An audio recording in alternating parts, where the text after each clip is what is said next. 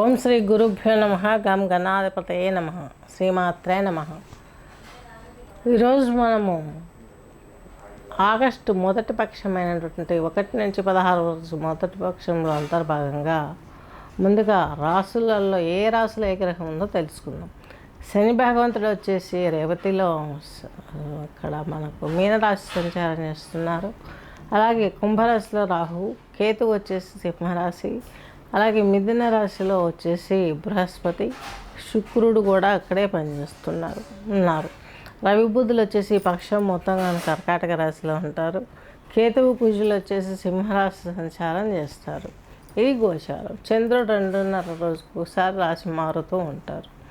Next వచ్చేసి మన జాతకం, మన యొక్క సంస్థలో మనకు ఈ యొక్క ఆయుర్వేద సమస్యలకు సంబంధించిన వారికి కన్సల్టేషన్ పౌడర్ వాళ్ళు కూడా మన సంస్థలో పరిచయం కాబోతున్నారు. నెక్స్ట్ వచ్చేసి సంగీతానికి, అస్ట్రాలజీకి, అలాగే యోగాకి ఉన్న సంబంధాన్ని మనం పరిచయం చేయడం జరుగుతుంది. దానిపైన మీకు ముందు చెప్పిన విధానంలో ఈ యొక్క విజ్ఞాన భైరవ తంత్రం అనే బుక్ దొరుకుతుంది మార్కెట్లో. ఎవరైనా కన్సల్ట్ అయితే వాళ్ళకి నేను లింక్ పంపించగలను. అందులో చూస్తే మీకు నేను చెప్పేది ఎంతవరకు నిజం అనేది కరెక్ట్గా తెలుస్తుంది. విజ్ఞాన భైరవ తంత్రం అనే బుక్.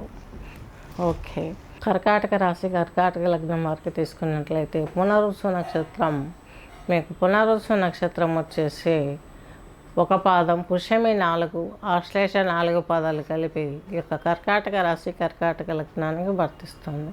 కర్కాటక రాశి, కర్కాటక లగ్నం వారిని తీసుకున్నట్లయితే మీకు మీ రాశికి వ్యయంలోనే చక్కగాను మీకు శుక్రుడు ఉన్నారు. శుక్రుడు ఉండడం మూలంగా వ్యయంలో శుక్రుడు బాగా యోగిస్తాడు.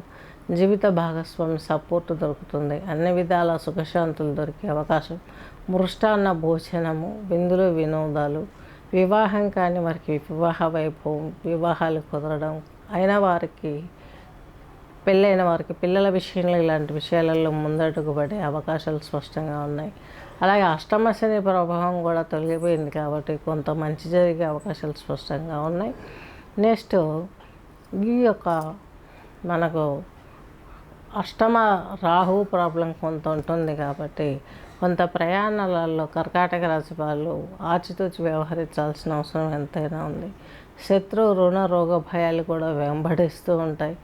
పీడలు ఏదైనా తగిలే అవకాశం ఉంది కాబట్టి దాని నుండి నివృత్తి కలగాలంటే చక్కగా ముందుగా మనం చేసుకోవాల్సింది ఈ యొక్క అమ్మవారి ఆరాధన, దేవి ఖడ్గమాల స్తోత్రాన్ని పారాయణ చేసినట్లయితే మంచి జరిగే అవకాశం స్పష్టంగా గోచరిస్తుంది. మీకు రెండో ఇంట్లో కుజుడు, కేతువు ఉన్నారు కాబట్టి కొంచెం ఇబ్బందులు ఎక్కువయ్యే అవకాశాలు ఉంటాయి. ఫ్యామిలీ డిస్టర్బ్డ్గా ఉండే అవకాశం ఉంది కాబట్టి చాలా వరకు ఆచితూచి మీరు అడుగు వేయగలిగితే మంచి జరిగే అవకాశం స్పష్టంగా గోచరిస్తుంది. ఇవన్నింటి నుంచి మీరు బయటపడాలంటే ముందు మీరు ఆచరించాల్సింది శివార్చన. అంటే సోమవారం రోజు రాహుకాలం మీకు ఉదయం 7:30 నుంచి 7:30 నుంచి 9 గంటల వరకు ఉంటుంది. ఈ సమయంలో మీరు ఈశ్వర దర్శనం తీసుకోవడం కానీ, ఈశ్వరునికి ఇంట్లో పూజ చేసుకోవడం కానీ, బిల్వపత్రం చోటి ఇవన్నీ చేసుకున్నట్లయితే ఇంకా మీ జీవితం బ్రైట్ఫుల్గా మారే అవకాశం స్పష్టంగా ఉంది.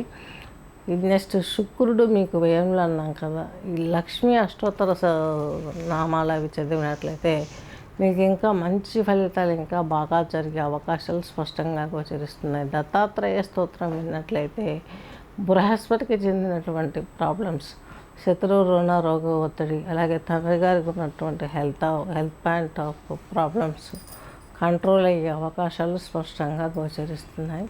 స్వస్తి.